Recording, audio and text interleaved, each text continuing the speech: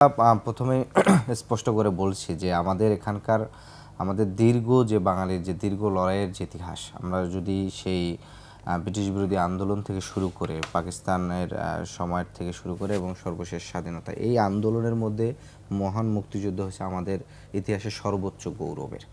এটার সাথে আপনি অন্য কোনো আন্দোলনের কিংবা অভ্যুত্থানের মিল করা কিংবা এটার সাথে কম্প্যারিজন করাটা এটা আসলে কোনোভাবেই যায় না। আপনি কখনোই বলতে পারবেন না স্পেসিফিক, বিশেষ করে বৈষম্যবিরোধী ছাত্র আন্দোলনের মূল নেতৃত্বে যারা ছিলেন এবং আমাদের নাগরিক পার্টি, তাদের কখনো খুব স্পেসিফিকভাবে এটাকে এইভাবে অ্যাড্রেস করছে। আমাদের এখানে বক্তব্য যেটা যে ধরেন মুক্তিযুদ্ধ তো হয়েছে সাম্য, মানবিক মর্যাদা, সামাজিক সুবিচার, এবং পাকিস্তানের সাথে বাংলাদেশ, পূর্ব পাকিস্তানের একটা যে বৈষম্য সেই জায়গাটা থেকে অ্যাড্রেস করে। এবং আরেকটা গুরুত্বপূর্ণ বিষয় যে আপনার এখানে যে দেখবেন যে 52-এর যে ভাষা আন্দোলন, সেখানে উর্দু ভাষাই যদি একমাত্র রাষ্ট্রীয় ভাষা হইতো, তাহলে আমাদের এখানে পূর্ব বাংলায় যারা পড়াশোনা করেছে তাদের পড়াশোনা শিক্ষার মাধ্যমটা তো বাংলা। ফলে রাষ্ট্রভাষা তখন উর্দু হয়, ফলে দেখেছে যে একই সাথে সামাজিক ক্ষেত্রে গিয়ে এবং কর্মক্ষেত্রে গিয়ে, পেশাগত জীবনে গিয়ে সে কিন্তু একটা বৈষম্যের শিকার হবে। কারণ তার পড়ার মাতৃভাষাটা বাংলা, কিন্তু রাষ্ট্রীয় ভাষা উর্দু হওয়ার ফলে সে একটা বৈষম্যের শিকার। ফলে যেটা যে আপনারা দেখবেন যে সেখানে একটা ঢাকা বিশ্ববিদ্যালয় থেকে শুরু করে ওভারঅল সব সেক্টর থেকে কিন্তু একটা প্রতিবাদ আসছে। এরপরে আপনার স্বাধীনতার পরবর্তীতে বাংলাদেশের রাষ্ট্রের নাগরিক হিসাবে যে গড়ে ওঠা আমাদের মৌলিক যে অধিকারগুলো আছে, সেই নাগরিক অধিকারগুলো কিন্তু এখানে প্রতিষ্ঠিত হয় না। বরঞ্চ আপনি রাষ্ট্রের যখন কোনো একটা সেবা নিতে যাবেন, তখন আপনার দলীয় পরিচয় কি, আপনার পেশাগত পরিচয় কি, আপনার ধর্মীয় পরিচয় কিংবা জাতিগত পরিচয়, এই যে নানান পরিচয়ের আলোকে মূলত আপনাকে সেবাটা কিংবা মূল্যায়ন করা হয়। মানে আমি যদি খুব স্পেসিফিক বলি, ধরেন আপনার কোনো একটা ফোন হারানো গেছে, আপনি থানায় গিয়ে যাবেন জিডি করতে, যদি দেখে যে আপনি কোনোভাবে ক্ষমতা কাঠামোর আশেপাশের লোকজন, তাহলে আপনাকে দেখুন বিনা টাকায় সে জিডি করবে, নানা ধরনের করবে। আর যদি আপনার ক্ষমতা কাঠামোর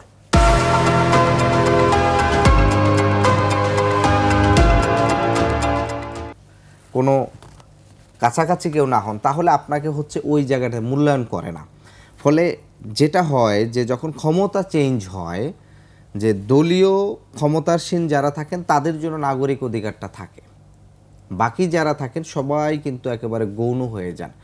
আমাদের কথা বাংলাদেশ তো রাষ্ট্র হিসাবে যদি গড়ে ওঠে, এখানকার যে প্রতিষ্ঠানগুলো নাগরিকের অধিকারগুলো সংরক্ষিত করবে, প্রত্যেকটা বিভাগ থেকে, বিচার বিভাগ থেকে আইন বিভাগ এবং যে প্রতিষ্ঠানগুলো আইন শৃঙ্খলার প্রতিষ্ঠানগুলো যারা নাগরিকের অধিকার প্রতিষ্ঠা করবে, সেগুলো সবসময় দলীয়করণ হয়েছে।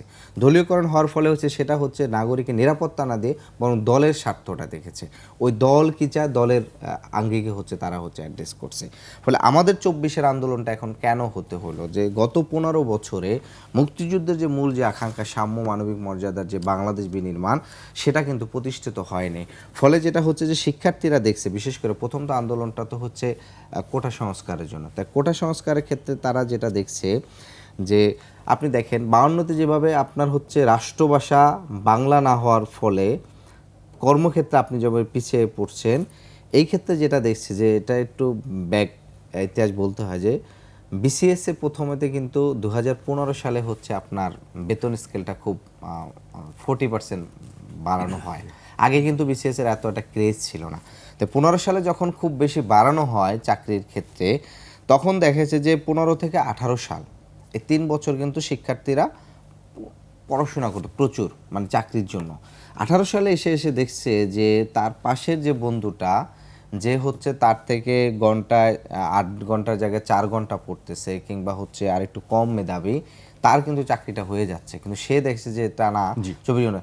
ফলে তখন তখন সে দেখছে যে না, এটা তো আসলে আমার এত % লোকের জন্য, আমি 2 লক্ষ 3 লক্ষ লোক অ্যাটেন্ড করতেছি, তার জন্য আমার 44% থাকতেছে, আর বাকি যাদের কোটা আছে তাদের জন্য ধরেন 40,000-এর জন্য মাত্র 40% থাকে।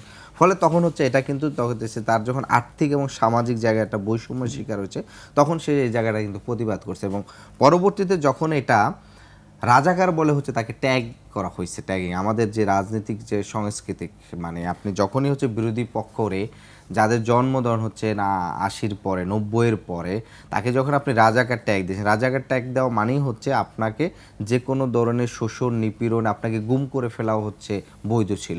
ফলে আত্মমর্যাদা যখন শিক্ষার্থীদের আঘাত লাগছে তখন কিন্তু তারা এই প্রতিবাদটা আরও বেশি সোচ্চার হচ্ছে।